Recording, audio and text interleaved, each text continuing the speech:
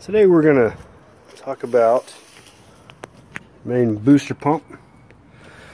Alright, so I came out the other day, my pool was dirty, and I realized that my pump wasn't running.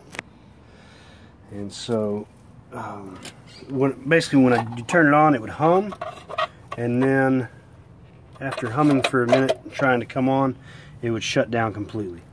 Now, this is my main booster pump. Right here, and so basically this is a Centurion booster pump, and so the humming, it would hum and then it would burn out and shut the breaker off. But then I realized that if you take this off here,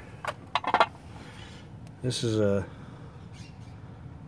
this right here is connected to the impeller, and it's got a flathead hole in it, so you can get a skinny screwdriver and stick it in there, or you can turn it with your hand. And so I realized that if I turned that and powered on the pump at the same time, it would start going. So all I was missing was the ability to start it, and that's what the capacitor does. So the capacitor goes here on top. It's usually under a cover like that. Some models have the capacitor inside this back panel attached about here, so it just depends on your model. So mine, the capacitor's on top. These go on here just like that. Now the main thing you want to do is when you take this off the first time, you're going to pull it off.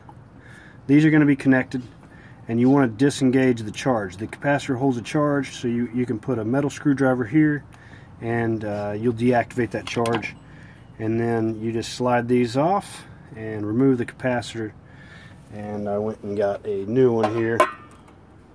This part is $12, but most people you talk to will say, oh, you just need to replace your whole pump, and that can be pretty pricey. So we're going to put this new capacitor on here, and as long as you only connect one to each port, it doesn't matter which side of the contact you make.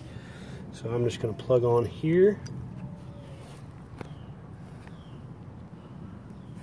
and they just slide right on. Now we'll put that in there, and then I will reattach the casing. You don't want to have, now you have to find the right size capacitor to fit under your casing, because you don't want to just leave it exposed, and if those metal ports touch the outside of the casing, you can get sparks, so you don't want to do that. So we're going to put this casing back on here like that. Make sure you tighten those screws up. Now when you're loosening them, since these are rusty, you can see when you're first loosening them, you want to kind of loosen it and then tighten and loosen and tighten. Just a little bit to loosen it up. If you crank too hard on it, you could break it, because the screws are old and rusty. So I'm going to put that back on. You'll put this back on here to cover it. And now I had my, you might want to turn it off at the breaker. I have a switch here that serves as a breaker for these purposes, not all purposes. So turn that back on. And now when I go to turn on my pump, it comes right on, and I'm back in business. And that is how you replace a capacitor for a Centurion